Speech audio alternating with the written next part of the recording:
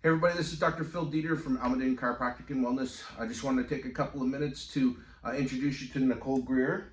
How are you today? Good, thank you. Nicole offered to give us a testimonial regarding using the dental roll. That's a tool that we use in our office to help correct posture, most importantly anterior head carriage and things like hyperkyphosis. If you want to learn more about that, feel free to reach out to me. I can discuss it with you more. But Nicole, can you just tell us real quick what your experience was like using the dental roll? Yeah, so I used it, I'm still using it, but it was about 6 months from our baseline to when we did follow-up x-rays. Yep. It started out as a couple minutes per use and then built up to 20 minutes per use.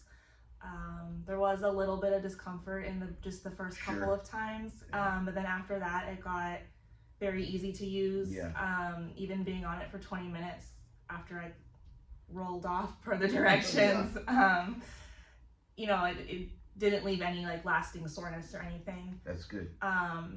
It was easier than I thought it was. It actually was less expensive than I thought it was going to be.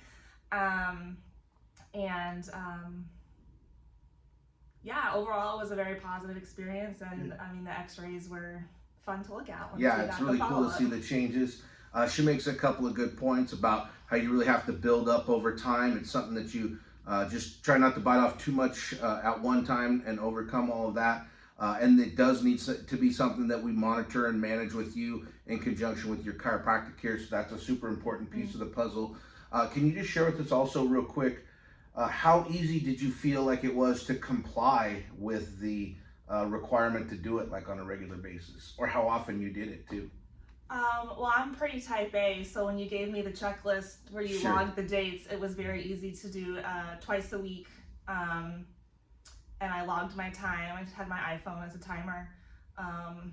Get a good podcast that you can listen to while you're laying on it. That's a good tip. I like that.